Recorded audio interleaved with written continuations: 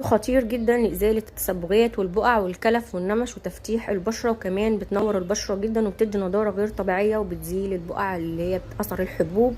كمان لو انت عندك آثار شمس، آثار بحر، بجد الوصفة دي جميلة جدا، جربوها عن تجربة تحفة تحفة.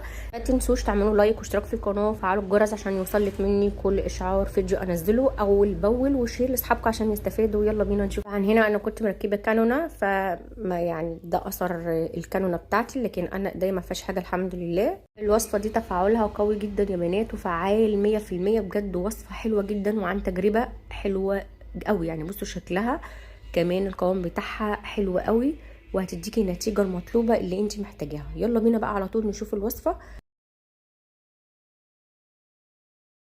اول حاجه هنا هحتاج معايا معلقه من القهوه. القهوه اي نوع، تركي بقى، اي نوع انت عندك، اي قهوه. انا بستخدم قهوه عاديه خالص، فاتحه غامقه مش هتفرق. معلقه من القهوه. فكره القهوه انها بتشيل التصبغات والبقع والكلف والنمش وبتوحد لون البشره وبتدي نضاره غير طبيعيه. هنا طبعا معايا الخميره الجافه اللي هي بتاعه المخبوزات، دي بتلاقيها عند السوبر ماركت او بتلاقيها عند بتوع المخبوزات.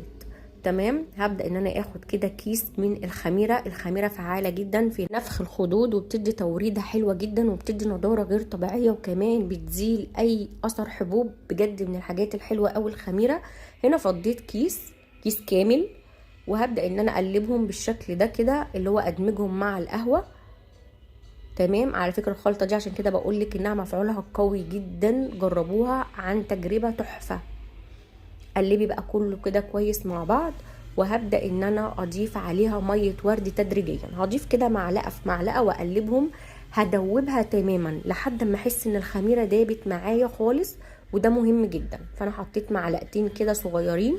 الورد خصوصا هتحطيها تدريجيا علشان ما تكتلش معاكي. فانا هنا حطيت 3 معالق صغيرين، وهبدا ان انا ادوبهم. لو حسيت انها هحتاج تاني فهحط. فهنا بصوا ابتدت تكتل معايا لان الخميره تقيله شويه. بصوا ابتدت تعمل معايا عجينه ازاي. هبدا اضيف كمان معايا حوالي معلقتين كبار من ميه الورد، وهقلب كويس. المهم ان انت تفضلي تحطي ميه ورد تدريجيا وقلبي كويس علشان تبقى دابت معاكي. اول ما تحسي انها دابت خالص وبقت ناعمه تقدري ان انت تستخدمي الوصفه. هنا بقى هقلب شويه كده حلوين. تمام. بصوا هنا بقت تدوب معايا ازاي. بفضل انزل اللي في المعلقه واقلب لحد ما تدوب معايا خالص زي ما انت شايفه كده. اهم حاجه ما تبقاش سايله، اهم حاجه مش عايزاها سايله. على قد ما تقدري افضلي قلبي. الموضوع مش هياخد معاكي 5 دقايق بالكتير، هتبقى معاكي ناعمه جدا وكمان طريه. انا هنا بصوا حاولت اوريكي النتيجه وصلت معايا ازاي. طبعا انت لو قعدتي تضيفي ميه ورد كتير هتبقى سايله، انا مش عايزاها سايله. بصوا انا عايزه القوام ده. هي بس الفكره ان انت تقلبي شويه مش اكتر من كده. خلاص. هبدا بقى ان انا اضيف عليها معلقه من النشا او الكورن فلاور، معلقه مليانه صغيره من النشا او الكورن فلاور. النشا من الحاجات اللي بتمتص الدهون، بتفتح البشره، بتوحد لون البشره، بتدي نضاره جميله جدا للبشره. غير كده كمان بتقلل المسام الواسعه وبتقلل التجاعيد وبتشد البشره جدا. فالنشا من الحاجات الجميله القويه جدا. قلبي بقى كل المكونات كده لحد ما تحسي ان النشا داب معايا خالص في الخلطه. بصوا عملت زي الكريمه ازاي. هنا بقى هحط كمان معايا معلقه من ميه الورد علشان تبدا الخلطه تبقى ناعمه شويه معايا، مش تقيله زي ما انت شايفه كده. فهنا انا حطيت معلقه ميه ورد وهبدا ان انا اقلب. بصوا فكت معايا ازاي. مش عايزاها سايله، ركزوا يا بنات في الخطوه دي. انا عايزاها تبقى ناعمه زي ما انتوا شايفينها كده، كريمه ناعمه. تمام. بصوا قلبي بقى كويس. هنا بقى خلاص بعد ما قلبناها وبقت القوام بتاعها كريمه كده او شوكولاته او زي الشوكولاته السايحه كده، هضيف عليها معلقه من الحمص المطحون او الترمس المطحون. ده بتجيبيه من العطار، بتقول له عايزه ترمس مطحون او حمص مطحون، بيبقى شكل الرمل كده. ده قوي جدا في التفتيح والفرق اللي بيبقى في الجسم، وبيفتح البشره بطريقه غير طبيعيه، بيوحد لون البشره، بيدي نضاره، كمان بيخلي البشره ما فيهاش اي اثار من الحبوب او اي اثار من التصبغات او الكلف، وكمان بينور البشره جدا. هنا حطيت معلقه واحده من الحمص المطحون او الترمس المطحون المتاح، تقدري تستخدميه. وقلبي بقى كويس كده. بصوا بقى الخلطه معايا تقيله برضو بس مش تقيله قوي، اللي هي بصوا عامله زي الكريمه، شايفين؟ هنا بقى هبدا اضيف عليها كبسوله من الفيتامين اي.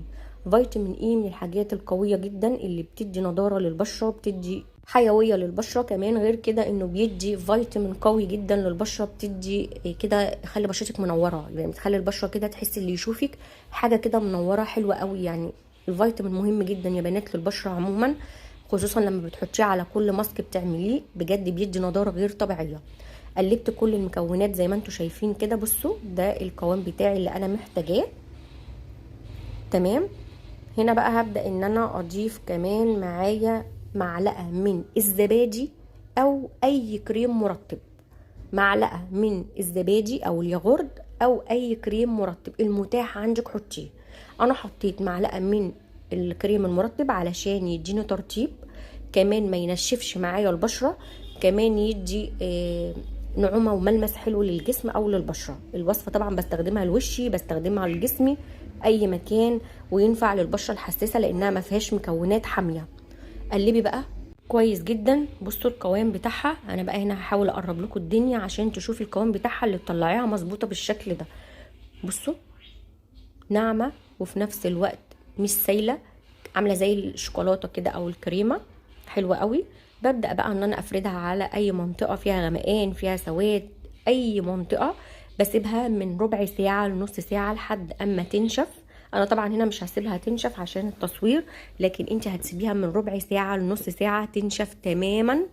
بصوا ادهني طبقة كويسة محترمة زي ما انت شايفة كده علشان الجسم يتشربها، كمان يبدأ ياخد معاكي تفاعل ونتيجة حلوة جدا وتديكي نتيجة تفتيح رهيبة.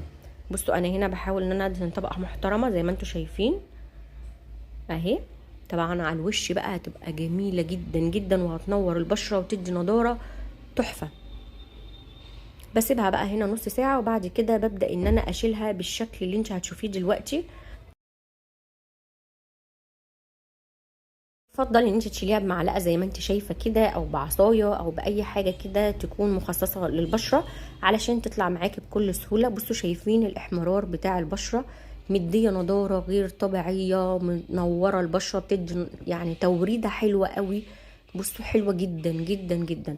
الناس اللي عندها حساسيه من الخميره الفوريه ما تستخدمش الوصفه عشان ما يتحسسش بشرتها. تمام. طبعا دي مكان الكانونا، فانا هنا بس دي مكان الحقنه فيبالي علامه، فما تقلقوش يعني دي مش من حاجه، فهي دي علامه وهتروح طبعا مع الوصفات فيما بعد.